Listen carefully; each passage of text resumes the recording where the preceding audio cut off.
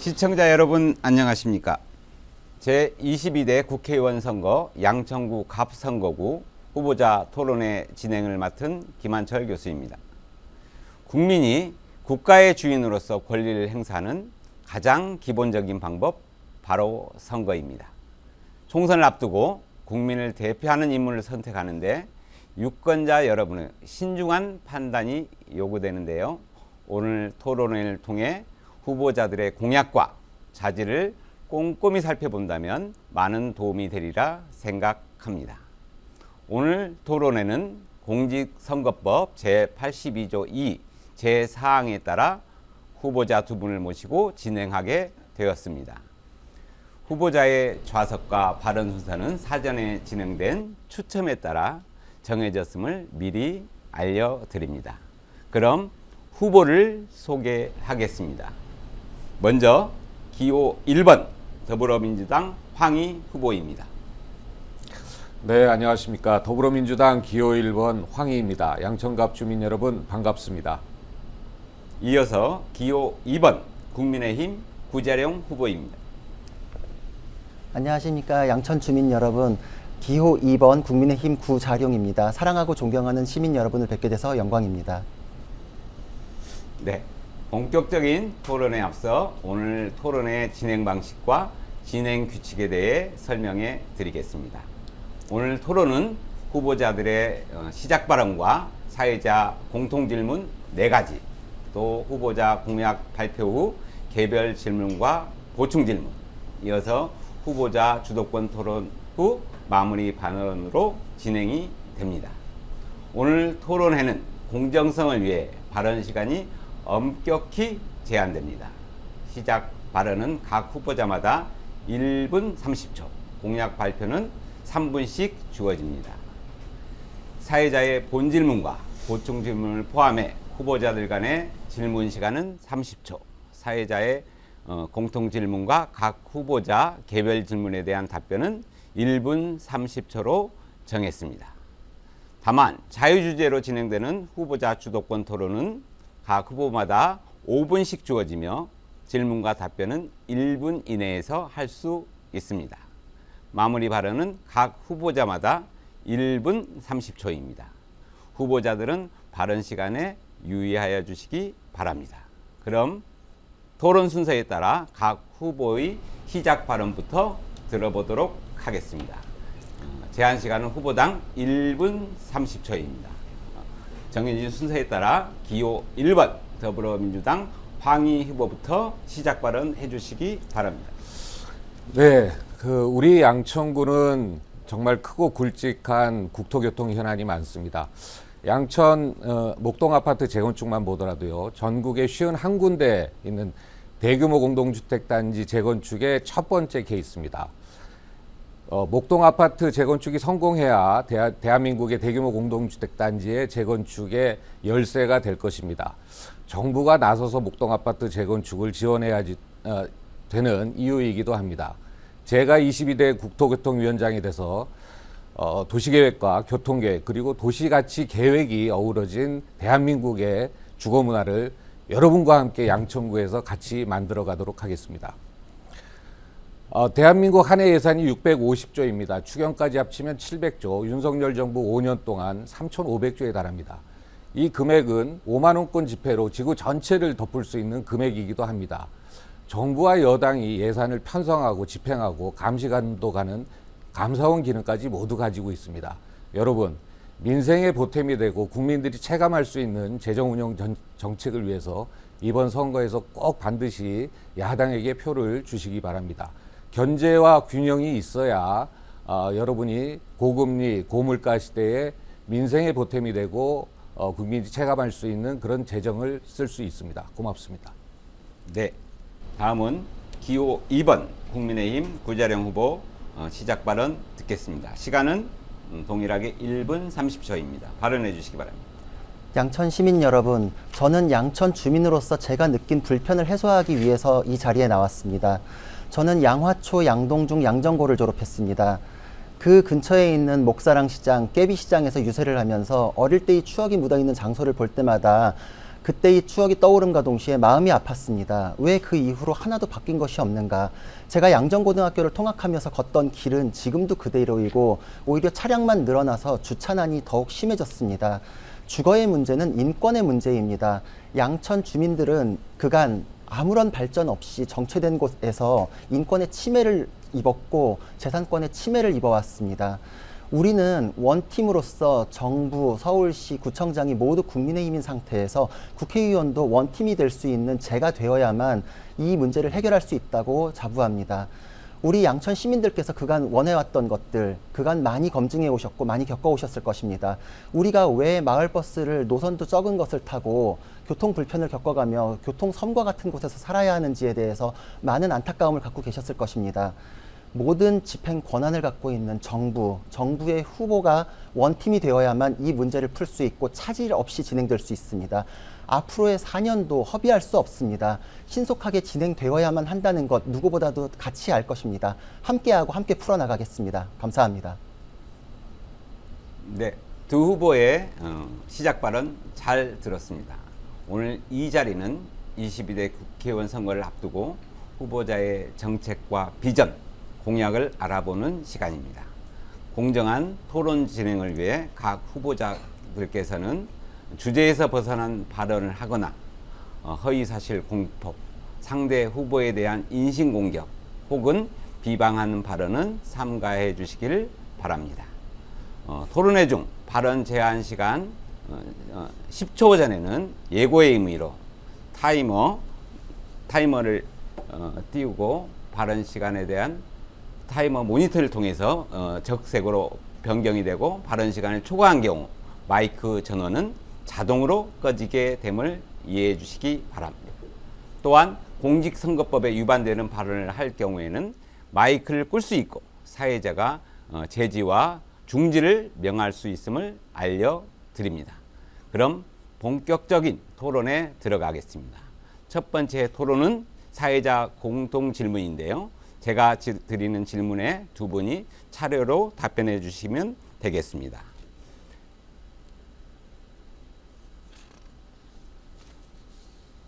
이후 각 후보의 보충 질문과 보충 질문을 추가로 들어보겠습니다. 첫 번째 공통 질문 드립니다. 우리 사회 양극화 문제 해소와 통합에 관한 내용입니다. 질문을 제가 읽겠습니다.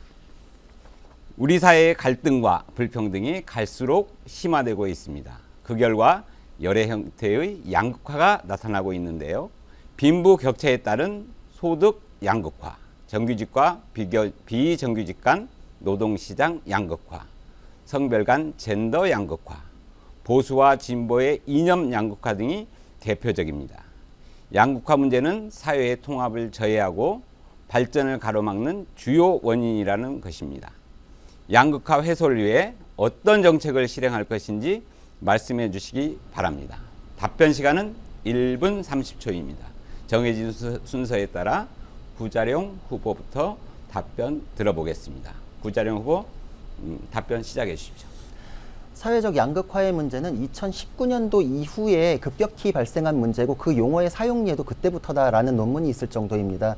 이것은 전 세계적인 추세이기도 합니다. 정치가 워낙에 민감해진 상태에서 미국에서도 분열주의라는 이름으로 갈라치기 형태의 정치가 들어왔었는데 그것이 우리나라에서도 똑같이 갈라치기의 형태로 서로 간의 적대시, 그 양극화의 문제는 정치적 이념의 문제로서 사람들을 서로 적대시하고 내 지지층을 더욱 강하게 흡수하기 위한 측면으로 이용되어 왔다라고 생각을 합니다. 이것에 이용됐기 때문에 우리는 80년대엔 나도 중산층이다라고 생각해왔던 계층이 상당히 코어층에 있었으나 이 부분이 많이 사라졌고 더 많이 이게 스펙트럼이 넓어지면서 가운데가 비게 되는 현상이 나타났습니다. 이것은 정치가 정치의 일을 제대로 하지 못했기 때문이라고 생각합니다. 양천만 하더라도 주거의 문제에 있어서도 양극화가 초래되고 있다 이렇게 생각을 합니다. 문재인 정부 때 경제 핵심 관료는 아파트를 가진 사람은 급격히 보수화된다는 얘기를 공공연하게 했을 정도입니다. 이것이 정치에 이용되지 않게끔 하기 위해서 모든 것은 정치의 이념적인 부분을 걷어내고 삶의 문제, 민생의 문제, 경제의 문제로 접근해야 된다고 생각하고 저는 그런 이념적인 대립을 지향하고 통합을 위해서 신속하게 추진되어야 할 부분에 대해서 정치적인 이념을 통해서 발목을 잡거나 하는 부분들이 없도록 최선을 다할 것이며 그런 입법 활동을 할 예정입니다. 네, 다음은 같은 질문에 황희 후보 1분 30초 답변해 주시기 바랍니다. 네, 이 양극화는 이게 민도가 높아지니까 아무래도 시민의 목소리가 높아지고 그래서 자연스러운 현상일 수도 있겠습니다. 그다음에 1인 미디어가 증가하고 하다 보니까 더욱더 그러겠죠. 이게 너무나 또 부황부황하게 정책을 피면 결론이 안 날 수가 있습니다. 좀 구체적으로 얘기하면은 일단 650조 되는 예산의 재정 운용 방식, 회계 주머니를 바꿔야 됩니다. 이제는 뭔가 좀 영수증에 근거한 회계적 가치 중심의 재정 운영 방식보다는 사람한테 투자하고 또 사회적 가치가 인정받고 정성적 평가가 반영되는 그런 재정 운영 방식으로 재정 운영 체계가 전환돼야 실질적으로 사회적 그 소득이라든가 경제 양극화가 줄어들 수 있겠죠.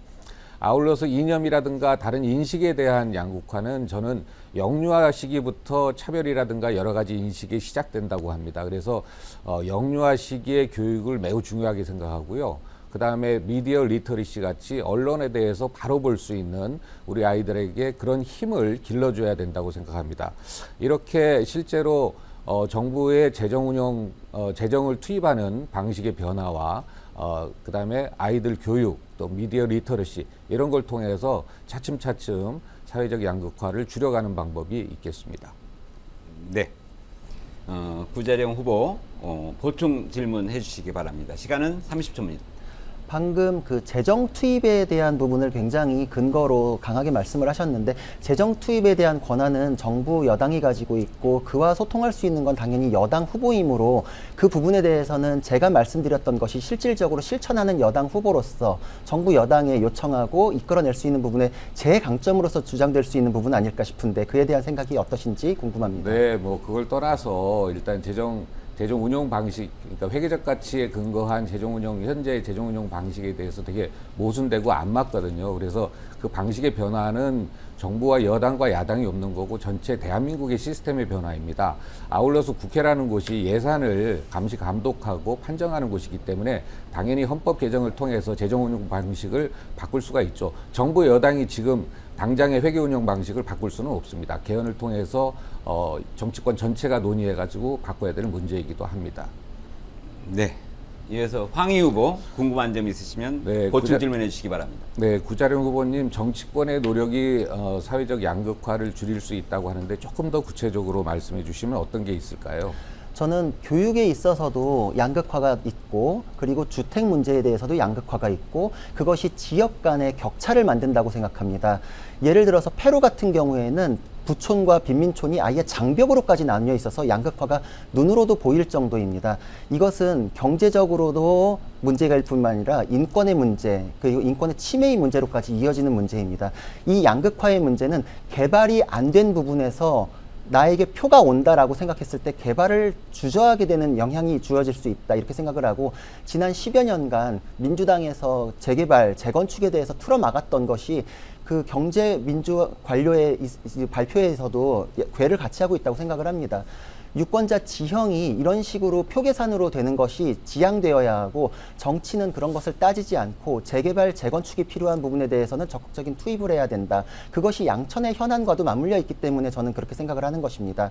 우리 양천 간만 하더라도 유권자 지형이 아파트 단지하고 목 2, 3, 4동에서 굉장히 다르다라고 하는데 이 목 2, 3, 4동이 재개발에서 소외되고 있는 부분들이 그런 것하고 전혀 상관없이 진행되어야 하는 것이고 그것은 그분들의 인권의 문제이기 때문에 정치는 그것을 적극적으로 표 계산과 상관없이 인권의 문제로 주민들의 행복의 문제로 접근해야 되는 문제이기 때문에 지원을 하겠다라는 입장입니다.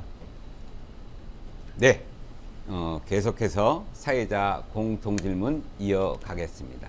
이번에는 고교 학점제, 대학과 교육정책에 대한 질문입니다. 두 번째 공통질문 제가 드리겠습니다. 양천구의 전입 동기 중 가장 중요한 것은 교육 부분일 것입니다. 정부는 2025학년도부터 고교 학점제를 전면 도입하여 시행할 것이라고 밝혔습니다. 후보자께서는 고교 학점제를 성공적으로 시행하기 위해 어떤 대책을 갖고 계시는지 또한 양천구 학생들이 행복한 학교를 만들기 위해 어떤 교육 정책을 펼칠 것인지 말씀해 주시기 바랍니다. 답변 시간은 동일하게 1분 30초입니다. 이번에는 황희 후보 답변부터 들어보겠습니다. 네, 고교 학점제가 학생들의 선택권을 높이고 그다음에 자기주도형 학습을 하고 이런 것에 있어서는 매우 장점이 있습니다. 그다음에 실제로 그러나 과목 편중이라든가 이거 우려도 있겠죠. 근데 학교 현장에서의 문제입니다. 정부가 적극적으로 지원을 나서야 고교 학점제가 성공적으로 추진될 수 있지 않을까. 예를 들어서 교실의 문제라든가 교실 수가 턱없이 부족하죠. 그다음에 선생님의 숫자라든가 이렇게 실제 고교 학점제를 하기 위한 학교의 환경이 현재 갖춰졌느냐. 그래서 실제로 고교 학점제가 원활하게 추진되려면 학교의 여러 가지 시설이라든가 보완이 필요할 거라고 생각합니다. 아울러서 교육도시 양천입니다. 교육 정책을 위해서는 저는 제가 미국에 있을 때도 좀 경험해 본 게 있는데요. 지역 멘토제를 주장하고 싶습니다. 지역 멘토제는 우리 동네에는 정말 훌륭하게 성장한 분들이 많습니다. 그런 분들이 또 동네 후배들을 위해서 지속적으로 직업적으로나 진학적으로 멘토링할 수 있는 그런 지역 멘토제 네트워킹을 만드는 것이 중요하고요. 무엇보다 아이들이 집에서보다는 학교에서 정주하는 시간이 깁니다. 그래서 학교에서 스테이하는 동안 화장실이라든가 공부하는 학습 환경이 매우 중요하다고 생각합니다. 그래서 이런 학교 시설도 매우 중요하다고 생각합니다. 네, 같은 질문에 구자령 후보 답변해 주시기 바랍니다. 네. 고교 학점제의 경우에는 학생의 자율성을 높이고 자기주도형 학습을 할 수 있도록 하는 환경을 만드는 것인데 방금 황희 후보께서도 말씀하셨다시피 예산과 시설의 문제가 가장 중요합니다. 이건 역시도 여당 후보로서 적극적으로 추진하고 이끌어낼 수 있는 부분이기 때문에 저의 강점이라고 생각하고 저는 법률가인 동시에 학교법인, 고등학교를 운영하는 학교법인의 이사이기도 하기 때문에 교육에 관해서 그동안 굉장히 관여를 많이 해왔습니다. 학생들에게는 자기 주도형으로 창의성을 높이는 것이 앞으로 미래 인재를 읽어나가는데 굉장히 필요한 요소입니다. 우리 양천은 교육 명품 도시임에도 불구하고 그 특성을 살리는 것이 조금은 강남하고 비교했을 때 더 필요한 부분이 있지 않나라고 생각을 합니다. 그래서 저는 오목교부터 파리공원까지 이어지는 구간을 교육밸리로 만들겠다라는 공약을 내세웠습니다. 저는 사법시험 공부할 때까지도 양천 도서관에서 공부를 했었는데 그 시설은 예전 80년대에 지어진 시설 그대로입니다. 그 옆에 있는 목동 청소년 수련관 역시도 낡았습니다. 이 부분을 모두 새로 짓고 그것에 학생들이 자기주도형으로 학습을 할 수 있는 공간을 마련할 뿐만 아니라 멘토를 거기에 상주시킬 수 있는 것까지도 비치를 하겠습니다. 우리는 그리고 순회 교사제를 통해서 고교 학점제를 더 보강할 수 있도록 하고 학생의 선택권을 높임과 동시에 고등학교끼리 지역에서 연계해서 학점 교류 형태로 서로 수업을 들을 수 있는 환경도 조성할 예정입니다. 네, 고교 학점제 교육 정책에 대한 두 후보의 답변 잘 들었습니다. 황희 후보 보충 질문 있으면 해주시기 바랍니다. 네, 우리 구자령 후보가 이렇게 여당이기 때문에 예산을 많이 쓸 수 있다. 그렇지 않습니까? 제가 국무위원을 해봤잖아요. 예, 그래서 여당이라고 해서 이렇게 막 예산을 막 쓸 수 있는 건 아니니까. 저 고교 학점제라든가 교육 정책에 있어서는 구자령 후보하고 저하고 다른 것이 없는 것 같아요. 그래서 오히려 그 후보하고 저하고 같이 이렇게 양천의 교육 문제에 대해서는 같이 얼마든지 같이 토론하고 네, 네, 마이크 끄셨습니다. 예, 구자령 후보 답변해 주시기 바랍니다. 글쎄요, 방금 질문은 아니셨는데 네. 저는 어차피 그 이념 대립이나 정치적 대립을 할 생각은 없습니다. 학생이 중요하고 주민이 중요하기 때문에 당연히 민주당에서도 협치를 이끌어낼 수 있는 부분에 대해서는 대화를 통해서 이끌어내겠고 그리고 그만큼의 노력이 정부 여당과 여당의 후보로서 얼마든지 원팀으로서 긴밀히 소통될 수 있는 것 그것이 저의 강점이기 때문에 정치로 풀어낼 수 있는 것을 얼마든지 끌어낼 수 있고 그 노력을 실질적으로 해낼 수 있다. 실천하는 여당으로서 여당 후보로서의 강점을 말씀드리는 것이기 것이기 때문에 이것이 더 와닿을 수 있겠다라는 생각을 합니다. 지금 우리는 국회에서의 대립을 많이 보았는데 정부에서 일을 하겠다라고 하는 것에 대해서 예산에 대해서 편성 권한을 갖고 삿바싸움을 하는 것을 많이 보고 그것이 그런 과정에서 계획이 좌초되는 것을 많이 보셨을 것입니다. 저는 주민에게 약속이 말에 불과한 것이 아니라 실천이라는 것을 보여드리고자 합니다. 저는 그것이 여당으로서 할 수 있는 최대의 강점이다라고 생각하고 얼마든지 저는 전화 통화만 가지고도 정치를 하고 협의를 하고 이끌어낼 수 있는 후보라는 것을 여러분들께 약속으로서 그리고 실천으로서 보여드리고자 하는 마음이며 저는 누구보다도 더 진정한 양천 키드입니다. 저는 여기서 교육을 받았기 때문에 여기서 받은 것들에 대해서 누구보다 잘 알고 있고 어떻게 발전시켜야 되는지 여당 후보로서 제가 아는 것을 실천해 나가겠습니다. 네. 이번에는 구자룡 후보 보충 질문 해주시기 바랍니다.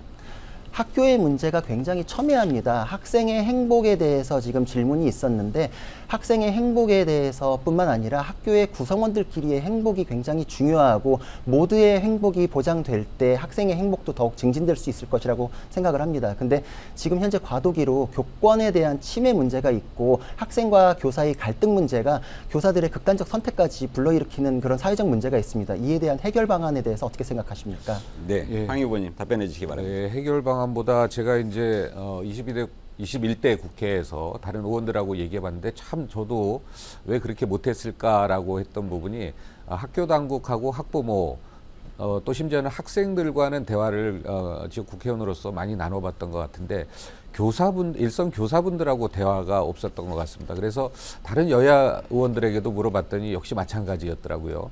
그래서 정말 아이들 교육에 대해서 가장 최일선에서 가장 많이 신경 쓰는 분들이 교사일 텐데 왜 그분들하고 대화가 부족했을까? 그래서 앞으로는 그 교사, 그다음에 학부모, 학생들 이렇게 골고루 균형감 있는 아이를 키우기 위한 마음은 다 똑같을 것 같습니다. 그래서 교사분들과 더 많은 이야기 나누고 그분들의 학교 현장에서 아이들을 위한 교육을 위해 필요한 것이 정작 무엇이 있는지 더 많이 경청하도록 노력하도록 하겠습니다.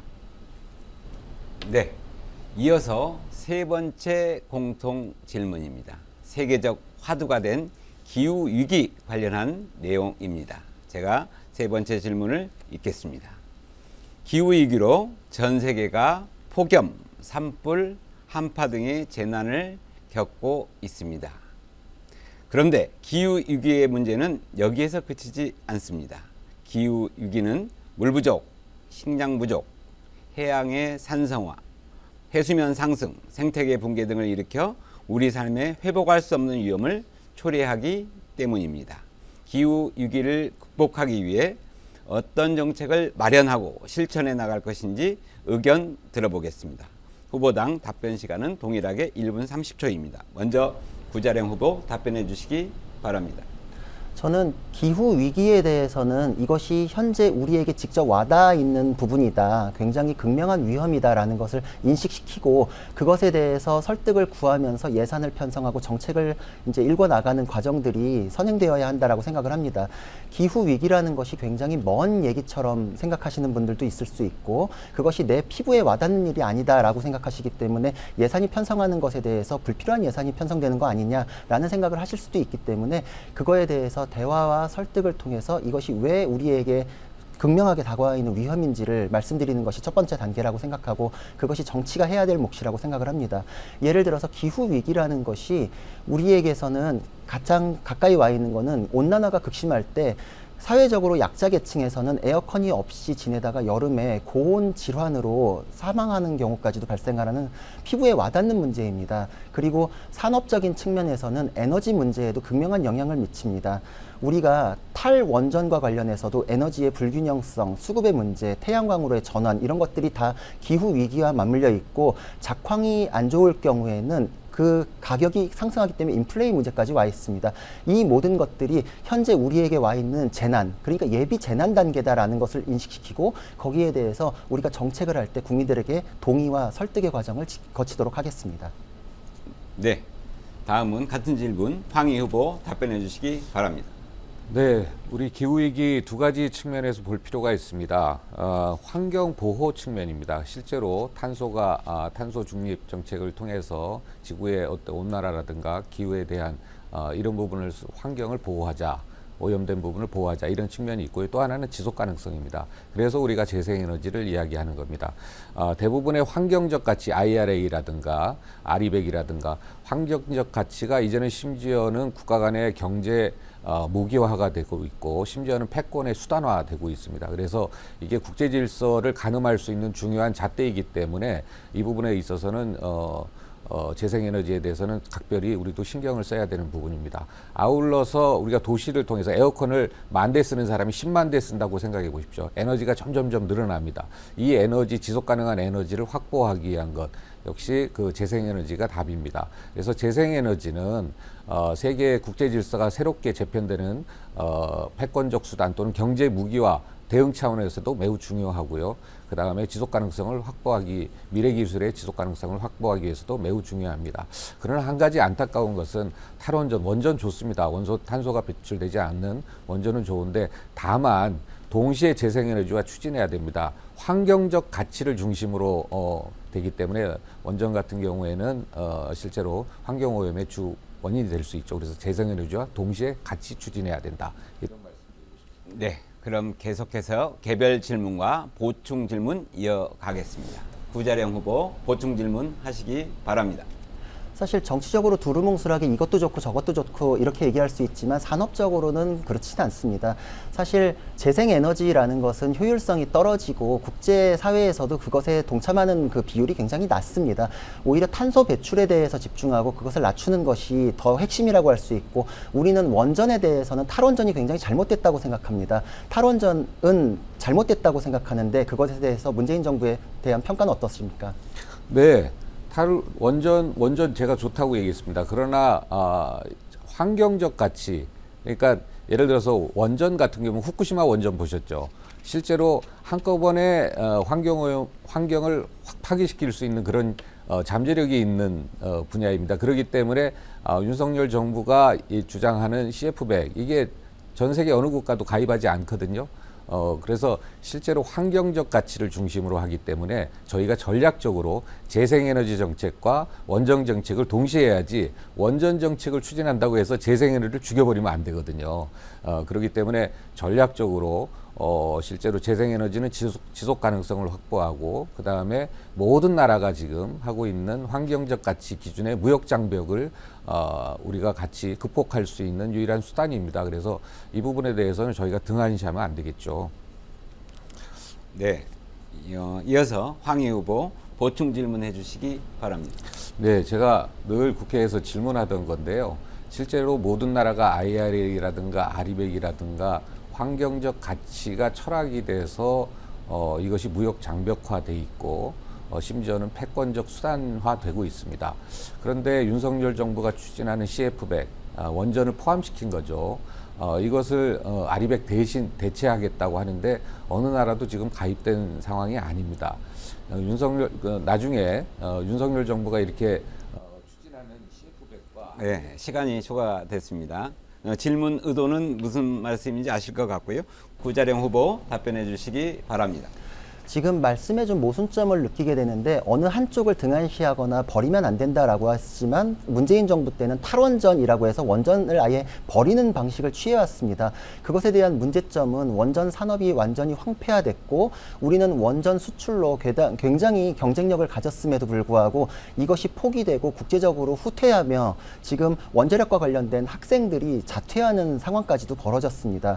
한쪽을 완전히 포기했던 것에 대해서 반성 없이 이제는 그것에 대한 수정 노선으로 이것도 좋고 저것도 좋다라는 것은 이전에 대한 반성도 없고 어느 노선이 정해진 것은 아니다라고 생각을 합니다. 그리고 환경적인 가치를 가지고 가야 한다라고 말씀하셨는데 그때 재생에너지 쪽으로 추진됐던 것, 태양광 산업에 대해서 굉장히 힘을 실어줬었는데 환경 오염이 훨씬 많습니다. 중국산 저가 패널을 도입해가지고 썼고 그것은 자연 중에서 제대로 분해되지 않기 때문에 환경 오염의 원인이 되고 그리고 태양광 패널은 효율이 굉장히 떨어집니다. 우리 산업에 있어서 반도체 생산 같은 경우에는 거기서 공급된 에너지로는 반도체를 제대로 만들 수가 없기 때문에 국가 전체적으로는 경쟁력을 상당히 상실시킨 부분이 있었습니다. 저는 그런 잘못들에 대해서 지적하고 바로잡고자 하는 것이고, 우리가 굉장한 경쟁력을 갖고 있었던 원전에 대해서는 복원시키며 그것이 환경에도 더 적합하다라는 것을 더 많이 알리고 정책적으로 펼쳐나갈 예정입니다. 네, 이어서 다음 공통 질문입니다. 주민들께서 가장 궁금해할 수 있는 사안인데요. 목동선과 강북 횡단선 등 경전철 추진에 관한 내용입니다. 네 번째 공통 질문 드리겠습니다. 양천구 관내에는 지하철 노선 3개, 출구 위치 기준 전전철 6개로 주민들의 교통 불편이 큰 지역입니다. 목동선과 강북 횡단선이 추진되고 있지만 경제성 부족 등을 이유로 예비 타당성 조사가 미뤄지고 있습니다. 경전철 추진 방안 등 양천 지역의 특성을 반영해 어떤 교통 인프라 정책을 시행하실지 말씀해 주시기 바랍니다. 후보당 답변 시간 1분 30초로 동일합니다. 이번에는 황희 후보부터 답변해 주시기 바랍니다. 예, 안타깝게 대한민국이 교통계획과 도시계획이 병합돼서 설계되지 않습니다. 그러다 보니까 지구 단위 차원에서 교통영향평가 정도 하는 게 다인데요. 목동 아파트 재건축을 하는데 인구가 12만 명 이상 늘어납니다. 그런데도 강북선, 목동선에 대해서 정부가 저렇게 답답하게 굴고 있습니다. 사실은 부처 간, 관계기관 간 협의를 통해서 기재부가 이미 내락한 부분인데도 불구하고 예타 타령을 하고 있습니다. 예타도 모순입니다. 목동 아파트 재건축을 교통영향 평가할 때는 강북 횡단선, 목동선이 요소 편익에 반영됐는데 실제로 막상 목동 아파트 강북 횡단선과 목동선은 예비 타당성에는 목동 아파트 재건축이 편익에 반영되지 않습니다. 이건 상당한 모순인데요. 아울러서 경전철 대한민국 경전철 성공한 게 딱 3개인데요. 민자로 돼 있기 때문에 이것은 상당히 비용이 업돼 있습니다. 기재부가 이것을 원가 계산을 하지 않으면 실제로 비용이 높아지기 때문에 예타가 안 나올 수밖에 없거든요. 그래서 기재부가 이거를 원가 계산을 빨리 해서 예타를 잘 나올 수 있게 비용을 낮출 필요도 있고요. 아울러서 정성적 평가를 사실은 예타에 반영하는 것도 필요하다고 봅니다.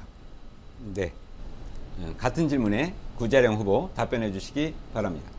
네, 방금 황희 후보님께서 말씀하셨던 현재의 상황에 대한 것은 맞습니다. 그렇기 때문에 그것이 모두가 다 알고 있는 내용임에도 불구하고 지난 8년 동안 왜 아무것도 변화되지 않았는가에 대한 말씀을 드릴 수밖에 없습니다. 그리고 그것에 대해서 다 공히 알고 있기 때문에 해결에 대해서도 말씀드려야 된다. 저는 해결의 방점을 찍고 그것이 여당 후보기 때문에 제가 추진할 수 있는 부분이다라고 또 말씀드리겠습니다. 예타가 면제되는 것을 추진하겠습니다. 강북 횡단선, 목동선이 반드시 필요하고 우리는 교통섬처럼 소외되기 시작한 지 오래됐습니다. 근데 예타 부분에 있어서는 서울과 지방을 이분하고 서울권에서는 경제성 평가를 동일한 기준을 두고 있는데 강남과 서남권, 강북권에서는 경제성이 분명히 다를 수밖에 없습니다. 이것이 고려되지 않은 부분에 대해서 지적하고 그리고 재건축이 확정적인 부분에 대해서 반영하도록 할 뿐만 아니라 이것을 아울러서 이런 문제가 있으니 국가재정법을 개정해서 이런 부분을 반영하게끔 법을 개정해서 아예 예타를 법에 대한 그 입법 활동을 통해서 면제되는 것을 유도하고 추진하도록 하겠습니다. 예타 면제 역시 정치의 영역이고 그 결정 권한은 정부에 있습니다. 정부와 정치를 통해서 풀어낼 수 있는, 소통할 수 있는 원팀 후보인 제가 드리는 말씀은 실천입니다. 저는 실천해내겠습니다. 네, 지역의 현안 두 후보의 답변 잘 들었습니다. 황희 후보 보충 질문 있으면 해주시기 바랍니다. 예, 목동선 국민의힘 후보들이 쭉 지난 10년간 제 전에 했던 동안 계속 10년 동안 막혀왔던 부분입니다. 그래서 제가 국회의원 되고 나서 10년 동안 민자로 되니까 민자가 돈이 안 되니까 민간이 안 들어오죠. 그래서 민자를 재정사업으로 돌린 거고요. 그게 불과 한 몇 년 전입니다. 아울러서 강북 횡단선은 신설된 겁니다. 그런데 이제 실제로 예타를 면제하겠다는데 서울 지역은 예타 면제 사례가 전혀 없거든요. 네, 네.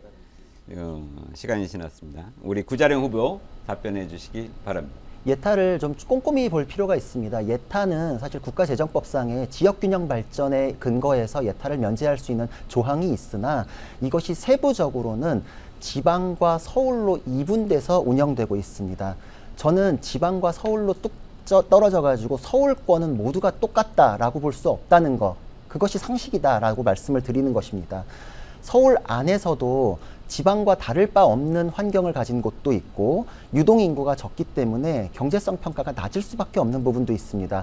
서울 안에서도 권역별로 다시 나누는 것이 가능하게끔 법을 바꾸고 국가 기재부에서도 그런 이제 법에 따라서 움직이도록 하는 것이 예타 면제를 이뤄내는 방식이다, 이렇게 생각을 하고 있습니다.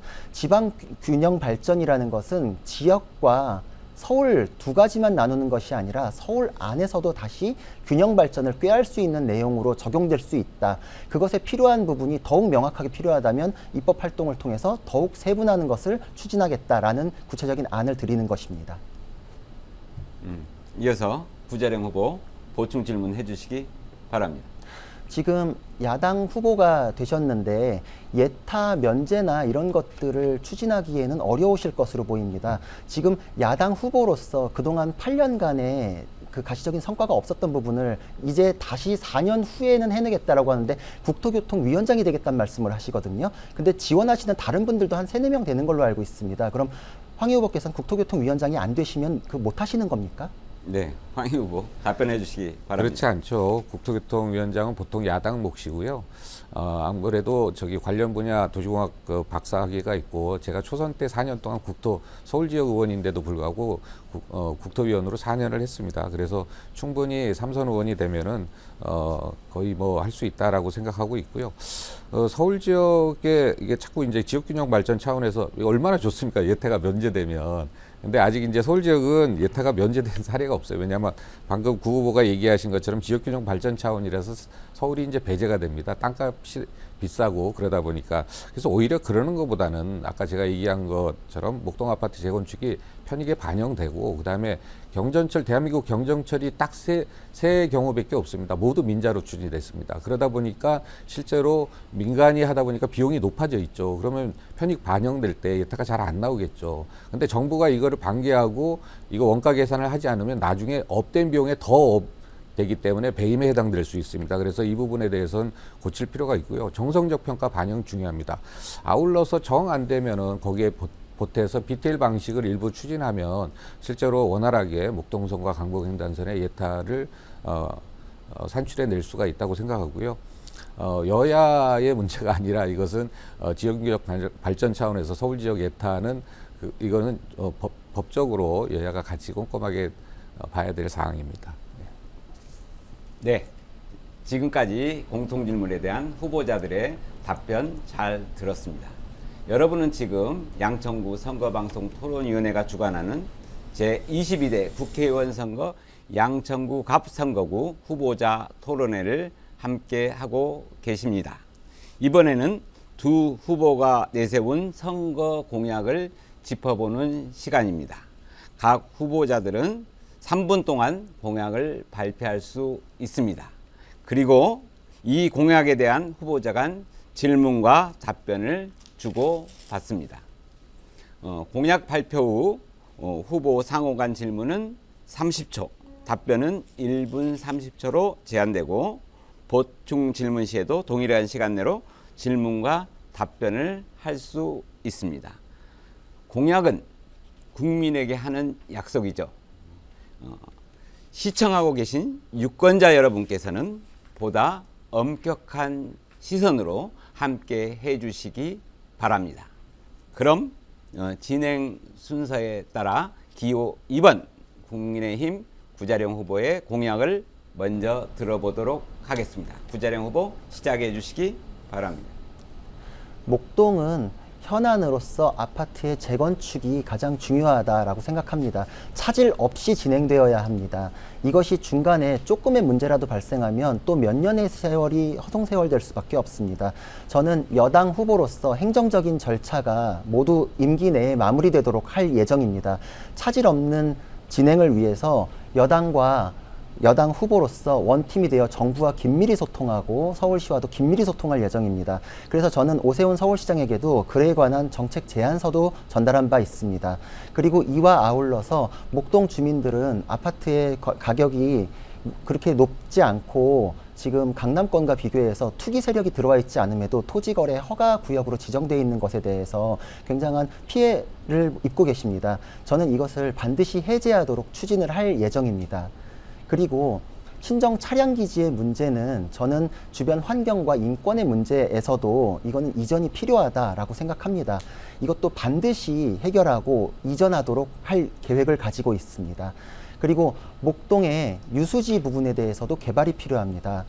목동의 경우에는 산업이 들어와야 하는데도 불구하고 그것이 최근에 진행된 것이 없었습니다.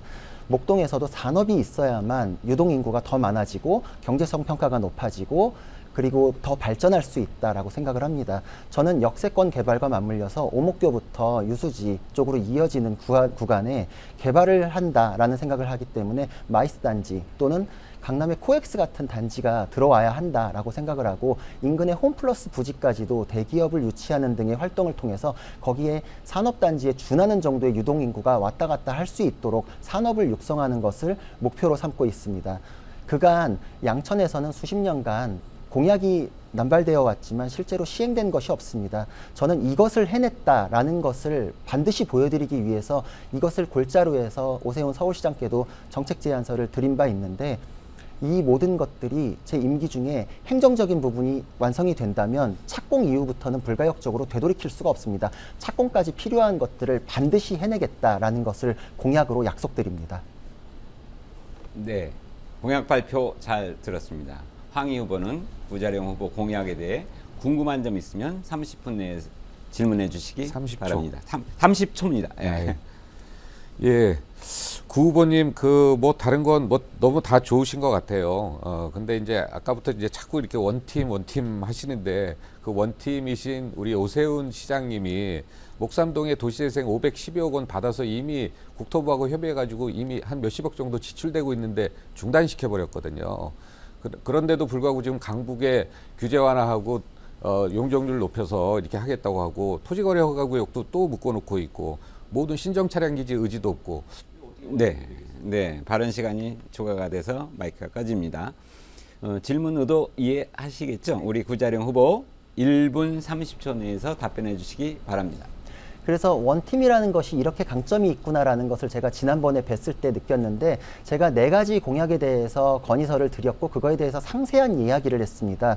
특히나 이제 신정 차량 기지에 대해서 심도 깊은 논의를 했었는데 오세훈 시장께서는 거기를 이제 덮고서 개발하겠다라는 내용도 구상을 하셨던 걸로 알고 있는데 그것을 고집하지 않고 다른 안에 대해서 적극적으로 수용할 수 있다라는 말씀을 하셔서 제가 이전에 대한 의견을 드리고 협의를 하면서 굉장히 대화 토론을 했습니다. 그 이후에도 제가 전화 통화도 드려서 다른 현안에 대해서도 이야기를 드렸던 바가 있거든요. 그러니까 오세훈 서울시장께서 하셨던 말씀이 확정적으로 나는 이것밖에 없다, 이것만 밀고 나간다 이런 취지가 아니었기 때문에 그거는 대화와 협력을 통해서 바꿔나갈 수 있는 부분이고 의견을 수렴할 수 있는 부분인데 저는 지금 후보자 단계에서도 그것을 하고 있고 그것이 가능합니다. 저는 수시로 소통할 수 있고 전화 통화도 가능한 원팀입니다. 최근에 오세훈 시장과 황희 후보께서는 언제 만나서 언제 이제 그런 대화를 나누셨는지 모르겠지만 저는 그것이 너무나 자연스럽고 양천 주민을 위해서는 더욱더 못할 게 없습니다. 더욱더 해낼 후보기 때문에 이런 것들의 이해를 좁히고 실천해 나가는 가장 적합한 상황이 여당 후보로서 조성되어 있지 않나 이렇게 생각을 합니다. 네, 황희 후보 보충 질문 있으면 해주시기 바랍니다. 네. 오히려 구 후보 말씀 들어보면 우리 박원순 시장님하고 원팀이신 것 같아요. 목삼동 도시재생 추진하고 목동선 강북횡단선 민자를 재정사업으로 돌리고 신정 차량기지 검단으로 이전하려고 적극적으로 12억의 예산 용역비까지 쓰고 토지거래 허가구역도 그렇습니다. 이렇게 되면은 오히려 박원순 시장님하고 같은 원팀이 되니까 이것은 저도 슬기롭게 국토교통상임위원장이 네, 부자령 후보 답변 부탁드립니다. 그 박원순 시장께서 하셨던 거는 제가 말씀드리는 거하고 내용이 다르죠. 그리고 그분하고는 뭐 황희 후보께서 하셨어야 될 부분인데 그 부분에 대한 얘기 없이 지금 이제 옛날 걸 끌고 오시는 거는 지금 현재 현안을 해결하는데 별로 도움은 되지 않는다라고 생각을 합니다. 저는 지금 말씀드린 것들이 노선이나 이전 방식이나 이런 것들이 지금 현재의 상황에 맞춰서 논의되는 것들이고 과거의 사례들은 안 됐던 사례고 지금 저는 할 수 있는 것, 가능성이 있는 것을 말씀드리는 것입니다. 지금 양천구청하고 김포시에서 최근에 협약도 있었고 이런 것들이 진행되는 것들이 가시적으로 성과를 보일 수 있는 안에 대해서 더 힘을 실어줘야 된다는 것으로 현재 조성되어 있는 것, 거기에 집중할 수 있고 저는 그것에 대해서 구체적으로 얘기를 드리고 그것에 대해서 말씀을 듣고 이런 과정을 거쳤습니다. 그 부분에 대해서 얘기하는 것이고 저는 실천하는 여당 후보로서 약속을 단순히 말이 아니라 실행으로서 보여드릴 수 있다는 것에 대해서 말씀드리는 것이지 제가 지금 현재 소통되는 오세훈 시장과의 이야기를 하는 것이 과거의 박원순 시장 저는 이제 뵙지도 못했던 분인데 그분에 대해서 다른 부분 맞지 않는 부분을 끌고 와서 이게 물타기가 될 부분은 아니라고 생각을 합니다. 네, 다음은 기호 1번 더불어민주당 황희 후보의 공약 들어보겠습니다. 제한 시간은 마찬가지로 3분입니다. 시작해 주시기 바랍니다. 네, 3분 동안 말씀드리기 참 짧습니다. 아마 대개 우리 공보물이 다 가 있으니까 좀 소상하게 살펴봐 주시고 저는 기본적인 컨셉을 좀 말씀드리겠습니다. 처음 초선 의원이 돼서 이 양천구 신르네상스 어떻게 하면 추진할까 고민을 많이 했습니다.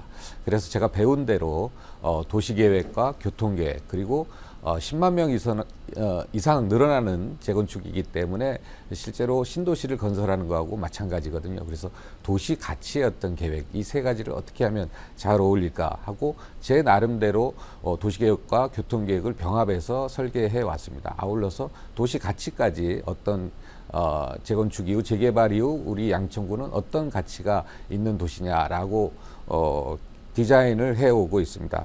아울러서 조금 더 세분화하면은 공원 녹지 접근성이라든가 도심 접근성, 도심 내 이동성, 그다음에 수변 접근성 이 네 가지가 잘 어우러진 도시가 세계적으로도 가장 살기 좋은 도시라고 합니다. 그래서 이 두 가지에 초점을 맞춰서 쭉 하고 있는데요. 재건축 같은 경우에는 신설하고 이제 2차 안전 진단까지 통과됐기 때문에 이제 조합해서 잘 추진하면 됩니다. 그러나 조금 더 신속하고 원활하게 추진될 수 있도록 제가 옵션 사항을 더 늘리고 있습니다. 그래서 노후도시 특별법 같은 경우에는 일기 신도시를 위해서 법이 10개 있는데 이 10개를 하나로 통합했습니다. 그 의미는 10개의 심의가 하나의 심의로 통합된다라는 의미입니다. 각종 규제라든가 분담금이 완화될 수도 있습니다. 100만 제곱미터 이상 할 수 있는데요. 이것은 어디까지나 옵션 사항이기 때문에 어느 것이 우리가 재건축하는데 훨씬 더 신속하고 그다음에 이익이 되는지 우리 주민 여러분들이 꼼꼼하게 살펴보시면 될 것 같습니다. 아울러서 도시 및 주거환경 개정법 통해 가지고요. 정말 한 5년 동안 1단지부터 14단지까지 전부 다 재건축을 하게 되면 대체 도시가 없기 때문에 전세대란, 교통대란 등등 또 지역 경제가 몰락할 수도 있고요. 이것이 참 걱정입니다. 그래서 이것을 해결할 수 있는 속칭 메가블럭 개발법인데 이것도 지금 발의해 놓고 있는 상황입니다. 이것도 옵션 사항입니다. 여러분들이 잘 보고 평가하시면 될 것 같고요. 아까 말씀드린 대로 목동선 강북선의 조기 착공 과정은 여러 가지 예타라든가 목동 아파트가 편익에 반영되는 걸 통해서 얼마든지 추진할 수 있다고 보고요. 신정 차량 기지는 세상 없어도 받는 데서 받지 않으면 받을 수가 없습니다. 그동안 12억 정도 용역을 투입했는데요. 김포공항 지하라든가 광명역사 지하, 그다음에 지금 김포 신공리 이 세 군데서 정말 이 신정 차량 기지를 가져갈 수만 있다면은 제가 모든 것을 투여해서 노력하도록 하겠습니다. 아울러서 목삼동 초등학교 신설한 교육 3법도 내놓고 있습니다.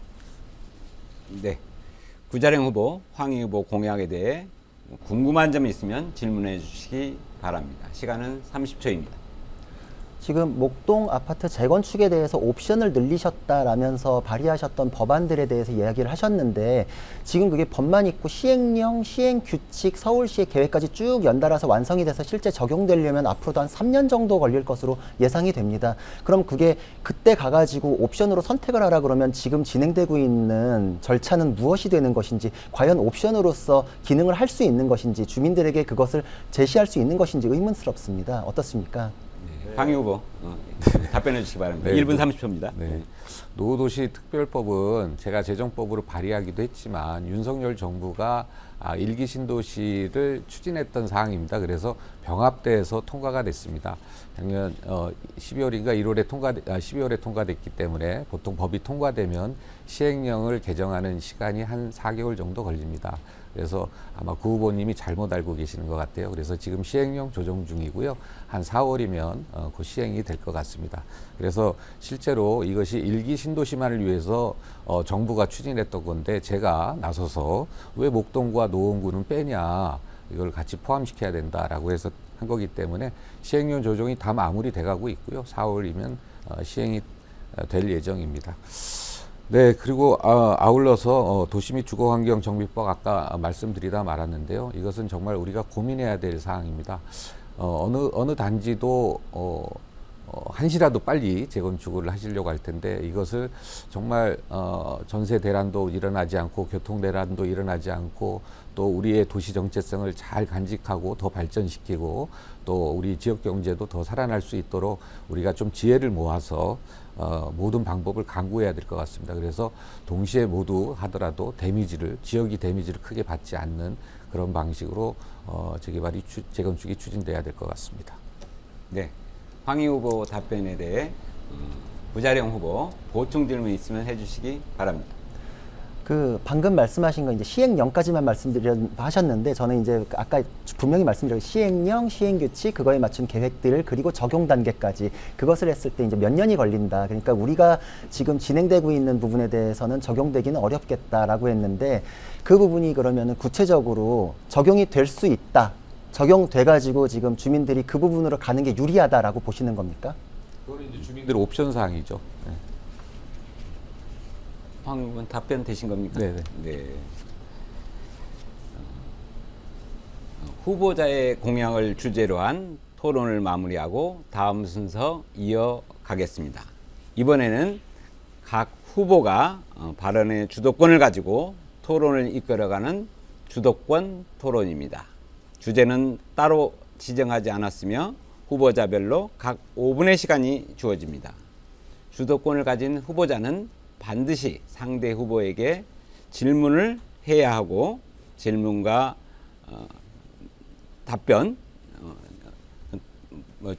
질문과 답변은 주도권을 가진 후보가 가급적 1분 이내로 해주시기 바랍니다. 상대 후보의 답변 시간도 주도권을 가진 후보자의 시간에서 차감되므로 답변 시간이 길어지면 제지하셔도 됩니다. 질문과 상대방의 답변까지 포함해서 총 5분이니까 시간 활용 잘 하시기를 바랍니다. 그럼 먼저 황희 후보에게 주도권을 드리겠습니다. 5분 동안 토론을 이끌어가 주시기 바랍니다. 네, 구 후보님, 그 목동 아파트 재건축 조기 추진하신다고 하셨습니다. 지금 근데 지금 우리 보면은 재건축 조합이 설립 단계에 있고 이것이 이제 기존의 과정대로 절차대로 이렇게 쭉 진행되고 있고 보통 이게 한 7년, 8년 정도면 이제 철거를 하게 되고 공사 기간 한 3년 하면 한 10년 정도 되면 이제 입주되는데 이 부분에 대해서 이렇게 조기 추진한다는 의미가 어떤 의미신지 한번 말씀해 주시겠어요? 저는 지금 이 절차가 중간에 변경되거나 좌초돼서는 안 되기 때문에 그 부분을 궤도위에서 차질 없이 진행되도록 하는데 최선을 다하고 그에 필요한 협의를 서울시와 원팀으로서 할 수 있다. 정부에도 필요한 것을 끌어낼 수 있다. 이런 부분들에 대해서 말씀을 드리는 것입니다. 그리고 공사비 관련된 분쟁으로 인해서 공사가 중단돼서 극심한 피해를 입고 있는 사례들도 많이 보셨을 것입니다. 저는 공사비 분쟁 방지법이라는 것을 제정해서 그 공사비로 인해서 분쟁이 생겨서 사업이 좌초되는 것도 막겠다. 그 안전장치까지도 마련하겠다라는 것이고, 그리고 법률 지원 서비스를 서울변협과 연계시켜서 재건축과 관련된 법률 지원을 연결로 네, 해주고, 알겠습니다. 예. 제 30초는 보장이 돼야 됩니다. 그래요. 그래서 그것을 무료로 해주고, 그리고 30초 이제 변호사들이 그에 대해서 수임도 할 수 있는 상생의 이제 네, 연결고리를 네, 네. 만들 예정입니다. 예, 목동 아파트 재건축하는데 방금 얘기하신 것은 크게 걸림돌이 재건축 아마 과정이라든가 다른 재건축 사례를 보시면 그런 것들이 이제 이슈가 돼가지고 재건축 기간을 단축시키거나 이럴 수 있는 건 아닌데요. 예, 알겠습니다. 두 번째 질문 드리겠는데요. 목동선과 강북횡단선이 아까 김포하고 양천구가 추진된다고 하는데 제가 보통 MOU를 통해서 신정 차량 기지 아니에요? 신정 차량 기지. 죄송합니다. 신정 차량 기지. 죄송합니다. 신정 차량 기지 이전 관련해 가지고 김포시와 양천구가 MOU를 쓰고 용역을 추진한다고 하는데 뭐 저도 이 분야의 전문가이긴 합니다만은 저는 MOU를 통해서 용역이 추진하는데 노선이 안 나오고 과연 이 신정 차량 기지를 이전한다는 게 MOU 내에 포함되어 있는지 그걸 좀 알고 싶어요. 네, 답변 드리겠습니다. 그 부분은 지금 김포시와 양천구청에서 먼저 진행됐던 것이기 때문에 저는 같은 당의 여당 후보로서 거기에 힘을 실어주고 가장 가능성 높은 안으로서 실질적으로 구체화될 수 있다라고 생각하기 때문에 거기에 힘을 실어주려는 것입니다. 예, 알겠습니다. 제 얘기는 그게 아니고요. 아까 이제 구 후보께서 말씀하셨기 때문에 두 기초지자체 간 사실 권한이 없으실 텐데 기초지자체 간 MOU를 쓰고 용역을 추진하겠다라고 했는데 그 MOU 안에 신정 차량 기지에 용어 자체가 없는 걸로 제가 알고 있어요. 근데 없는데 어떻게 비용이 가장 많이 산출되는데 용역이 가능한지, 그 다음에 어떤 용역도 제가 노선이 발표 안 되고 대비로 진행되면서 용역을 하겠다는 것을 제가 들어본 적이 없어서, 그래서 이게 대비 노선에 막상 신정 차량 기지가 빠진 이 사업이 어떻게 용역이 추진되는지 제가 너무나 궁금해서 여쭤본 거고요. 그 다음에 이제 세 번째 질문은 목동선 강북횡단선이 예타로 중단됐습니다. 예타 면제 언급하셨는데요. 실제로 이제 아까도 이제 말씀하셨습니다만은 서울 지역 같은 경우에 예타 면제 사례가 없거든요. 이제 당연히 이제 이게 예타 면제가 되면 좋겠습니다만은 지금까지 사례가 없는데 이것을 어떻게 다 설득하고 사례를 하나 만들 수 있는지, 이게 오히려 거꾸로 우리 구 후보님이 기존 정치권에 대해서 날카롭게 비판하셨던 이게 좀 너무 빈 공약 또는 이걸로 좀 귀결될 수 있는 거 아니냐, 이런 우려가 있는데 어떻게 생각하시는지요? 신정 차량 기지 먼저 말씀을 드리자면은 그거는 당연히 지자체 간에 주고받는 것들이 있으니까 추진되는 것이지 노선만 연장해주고 우리 쪽에서 베네핏이 없는데 추진될 리는 없다. 아니, 노선도가 안 나왔다고. 그 내용은 대회비기 때문에 그런 겁니다. 대회비. 예, 그러니까 정보가 없으시니까 지금 그런 건데 그것이 당연히 있으니까 추진이 되지 노선도 없이 지금 아닙니다. 사업 타당성이 진행될 수는 없는 것이고. 용역을 해야 되는데 노선이 대회비면 안 되거든요. 노선을 양측이 합의한 거니까 발표하고 이 노선을 통해서 용역을 발표하겠다 하고 차량 기지를 이전하고 사업비 나오려면 차량 기지가 반드시 그 MOU에 들어가야 되는데 제가 알고 있기로는 차량 기지 내용이 없어요. 그게 왜 그러냐면 김포시에서 시설만 받는다라고 했을 경우에 그 정치적으로 민감한 부분까지도 아울러서 진행돼야 되기 때문에 당연히 그걸 고려해서 그것까지 아울러서 고려를 했던 것이고요. 네. 여기까지 들어보겠습니다. 다시 한번 말씀드리지만 주도권 토론은 자신의 발언과 상대방의 발언까지 포함해서 5분입니다. 자, 다음 주도권은 구자룡 후보에게 드리겠습니다. 5분 동안 토론을 이끌어 주시기 바랍니다. 네. 지금 목동 1에서 3단지 같은 경우에는 과거에 2종으로 내려갔다 다시 3종으로 올라가면서 임대주택 20%의 조건이 붙었습니다. 왜 목동 1에서 3단지가 그런 차별을 받고 재산권 침해를 받아야 했는지에 대해서 너무나 안타까운 마음이고 주민들께서 그것에 대한 분노가 굉장히 크십니다. 그래서 그것을 해결하기 위해서 서울시와 협의를 해서 그린웨이 조성, 그러니까 임대주택 비율을 없애기 위한 노력을 주민과 함께 하고 있는데 그 부분에 대해서 황희 후보자께서는 임대주택 20%가 있는 것이 주민에게 이익이다라고 말씀하셨던 걸로 알고 있거든요. 지금도 그 생각이 변함이 없으신지, 그럼 20% 임대주택 있는 걸로 지금이라도 하는 게 맞다고 생각하시는지 입장이 궁금합니다. 그러니까 뭘 잘못 알고 계시는 것 같아요. 실제로 2종에서 3종으로 올려야 되는 근거는 제가 서울시 당시 종세분할 할 때 속기록 보고 제가 찾아낸 거고요. 그래서 이게 왜 3종인데 왜 자꾸 2종으로 해놨냐. 서울시가 지구단위 계획할 때 이것을 재건축할 때 3종으로 해주기로 하지 않았냐. 그 속기록 근거 자체를 제가 찾아낸 겁니다. 그래서 서울시하고 협의하는 과정에서 임대, 이건 공공임대가 아니라 민간임대를 제안했습니다. 그래서 해줄 수는 없고, 그러니까 지금도 박원순 시장이 공개공지 이렇게 조건을 거는 거 아닙니까? 그 당시도 똑같이 조건을 건 게 민간임대였는데요. 공공임대가 아닙니다. 민간임대는 시세의 85에서 90% 이상 내야지 입주할 수 있습니다. 가령 목동 아파트 분양가가 그러니까 제 20억이면 질문을 18억 잠깐 끊을 수 19억 있잖아요. 그러니까 예. 지금이라도 그 20% 저는 제가 말씀드린 건 20% 환원부터에 대해서 환경부에 아니, 대해서 그러니까요. 묻는 건데 예. 제가 주도권이 그거를- 있습니다. 제가 그러니까 묻겠습니다. 20% 넣는 게 유리하다고 지금도 생각하십니까? 아니죠. 그것을 주민들이 결정한 거라니까요. 주민들이 투표를 통해서 결정한 것은 저는 오히려 민간임대 하려면 주민 투표가 70% 이상이 돼야 된다라고 주장했는데 그 당시 1, 2, 3단지 주민들이 5, 60%만 가지고도 합시다 이렇게 주장을 해서 그렇게 한 거고 저는 그때 반대했었어요. 아, 그러면- 내용을 좀 알고 계셔야지. 그러면 지금 주민들께서 억울하다, 네. 재산권 침해 입었다라고 하는 건 주민들이 스스로 결정하고 지금 잘못 얘기하는 주민들이 거다. 그때는 3종 올라가는 게 좋으니까 민간임대 그 95%에 공급하는 그래서 제가 오히려 그 부분을 15평, 20평 되는 걸 30평대로 늘려놨죠. 그래서 주민들이 그렇게 의사결정하니까 그렇게 한 거고요. 그럼 황희 후보께서는 그때도 반대고 지금도 반대십니까? 20% 민간 그 임대주택. 주민들이 원하는 방향으로 저희가 그 서울시와 협의하는 게 제 미션이죠. 아니 그러니까 제 주장이 있는 게 본인의 아니고. 주관은 없는 겁니까 그러면? 20%가 주관이 유리하다. 뭐예요? 그걸 지금 2종이었던 거 3종으로 올릴 근거를 제가 찾았다니까. 아니 그러니까 그거는 제가 찾은 거 아니 그걸 아니라 그러니까 올릴 때 민간임대하고 제가 주도권이 있으니까 공공임대하고 질문을 좀 들어주세요. 잘 그러니까 모르시는 것 같아요. 20%를 임대주택을 했던 거에 대해서 지금 이제 유리하다라는 말씀은 안 하시는 건가요 그러면? 아니죠. 지금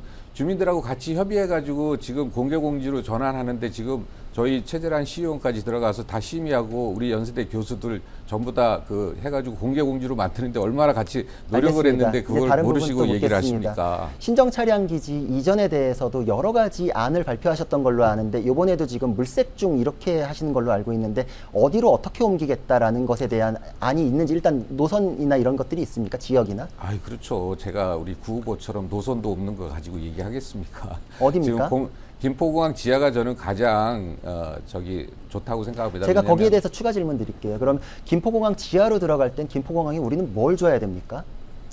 김포공항은 뭘 주고받을 게 아니고요. 김포공항 같은 경우는 실제로 현재 그 본인들이 요구하는 것들은 뭐냐면 총량을 늘리지 않고 국제선과 국내선을 조정해 달라는 겁니다. 그래서 그거를 하는데 이제 제가 국토교통 상임위원장이 되면 그거를 그러면 협의를 해보자. 이제 이렇게 제가 하나 더 얘기하고 있죠. 질문을 네. 드릴게요. 그럼 노선에 대해서는 김포공항이 결정할 수 있는 건 아니잖아요. 국토부가 하는 겁니다. 그렇죠. 네. 그러니까 연계해서 국토부하고 거쳐야 될 것, 서울시와 제가 질문 드릴게요. 연계해서 거쳐야 될 관계가 너무 많은데 되고 가정에 가정을 거듭한 내용이라서 현실성이 있는지 그리고 그 양천구 같은 경우에는 항공기 소음 피해가 굉장히 많은데 그거에 대한 문제는 또 외면하시는 네. 게 아닌지 이런 아니, 생각이 아니. 듭니다. 항공기 소음 문제하고는 상관없고요. 그다음에 국토교통 그러면 왜 위원장이 소음 피해에 대한 재원 마련 부분도 같이 얘기를 하셨던 건지 그분 그거는 이제 김포공항을 설득하려고 만약에 여기를 차량 그럼 아까는 왜 기지를 주는 게 없다 그러셨습니까? 차량 기지를 제 얘기 들어보세요. 제가 질문하셨으면 주도권이 있습니다. 예. 그러니까 지금 답변하지 네네. 말까요? 네네. 그렇겠습니다. 그러니까 차량 네. 기지를 김포공항 지하에 넣어주면 그거를 우리가 차량 기지 위를 개발해 가지고 우리가 항공기 소음에 대한 재원을 더 많이 마련할 수도 있다. 이거를 김포공항을 설득하기 위해서 얘기한 거죠. 그러면은 그 소음 피해에 대한 재원이 되면 사업비는 이전 사업비는 어디서 나옵니까? 이전 사업비는 개발비로 나와야죠. 개발비로 소음 피해도 하고 여기도 나온다. 이게 계산 사업비는 보통 경전철 같은 건 키로당 한 여기까지 주도권 토론을 마치겠습니다. 열띤 토론을 펼쳐주신 두 후보자 모두에게 감사드리고 수고 많으셨습니다. 주도권 토론 여기서 마무리하고요. 제 22대 국회의원 선거 양천구 갑 선거구 후보자 토론회 끝으로 각 후보자에게 1분 30초씩 마무리 발언 기회 드립니다. 이번에도 정해진 순서에 따라 진행하겠습니다. 구자룡 후보 마무리 발언해 주시기 바랍니다. 존경하고 사랑하는 양천 시민 여러분, 저는 양천의 주민으로서 제가 느낀 불편에 대해서 해소하고자 여러분과 함께 이 문제를 해결하고자 하는 마음으로 나왔습니다. 저는 외부에서 갑자기 온 사람이 아니라 여기서 생활하고 여러분과 살을 맞대고 살아온 사람입니다. 저는 마을버스를 타고 일방통행을 빙글빙글 돌아가면서 생활하는 그 수십 년의 생활 동안 이런 것들이 바뀌었으면 하는 것들이 너무나 많았습니다. 내 주변 환경은 왜 그대로인가에 대한 아쉬움이 있었습니다. 여러분과 함께 행복하고 싶습니다. 저희 부모님도 그 자리에 그대로 살고 계시고 제 동생도 살고 있고 이모 가족도 살고 있습니다. 진짜 양천 사람으로서 양천 가족으로서 여러분과 함께 하겠습니다. 우리가 함께하면 바꿔나갈 수 있고 여러분이 저를 여당과 정부와 서울시와 양천구청과 통화하는 소통 창구로 삼아 주실 수 있습니다. 저는 여러분들의 열망을 닮은 그릇이고 싶습니다. 여러분들의 말씀을 잘 경청하고 여러분들이 원하는 것을 해결하겠습니다. 저는 여러분의 따뜻하고 친절한 이웃이고 싶습니다. 그리고 여러분도 저에게 그런 이웃이 되어 주시기 바랍니다. 여러분과 항상 함께하고 함께 머리를 맞대고 해결해 나가겠습니다. 감사합니다.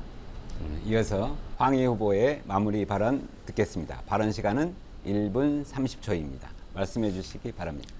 네, 제가 초등학교 시절 논바닥이었던 이 양천구 목동이 아파트 단지가 되고 교육도시가 됐습니다. 이제 우리 양천구 또 다른 미래를 위한 도약을 준비하고 있습니다. 어려서부터 쭉 논과 또 아파트 이걸 모두 경험한 제가 이제 도시공학 전문가가 됐습니다. 여러분과 함께 양천의 미래에 대해서 새로운 모습에 대해서 같이 고민하도록 하겠습니다. 아프리카 속담에 보면은 아이 하나 키우기 위해서 온 동네가 나선다 이런 이야기가 있습니다. 우리 양천 주민들, 양천의 어르신들이 또 양천의 식구들이 제가 국회의원 2번을 할 수 있고 또 문화체육관광부 장관까지 할 수 있는 기회를 주셨습니다. 저도 우리 아이들이, 우리 후배들이 훌륭하게 성장해서 제 몫을 할 수 있도록 아이들을 위해 제가 이제까지 배우고 익힌 모든 역량을 쏟아부을 작정입니다. 아울러서 이 자리를 비롯해서 선거운동하는 과정에 우리 양천의 초중고 학생들 제가 지나가면 사진도 찍자고 하고 또 같이 밤에 농구도 하고 정말로 고맙습니다. 저는 우리 양천의 우리 목동의 후배들 여러분의 꿈을 응원합니다. 여러분 끝까지 힘내시고 여러분들이 원하는 거 모두 이루시기 바랍니다. 화이팅!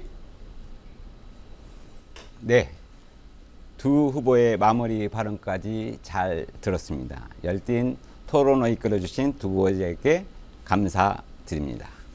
양천구 선거방송 토론위원회가 주관하는 제22대 국회의원 선거 양천구 갑선거구 후보자 토론회 시청자 여러분 어떻게 보셨습니까? 오늘 토론회가 여러분이 우리 사회와 지역에 적합한 인물이 누구인지 결정하는 데 도움이 되셨길 진심으로 바랍니다. 오늘 토론회는 중앙선거방송토론위원회 홈페이지와 유튜브에서 다시 보실 수 있습니다. 제22대 국회의원 선거 투표는 오는 4월 10일 오전 6시부터 오후 6시까지 실시됩니다.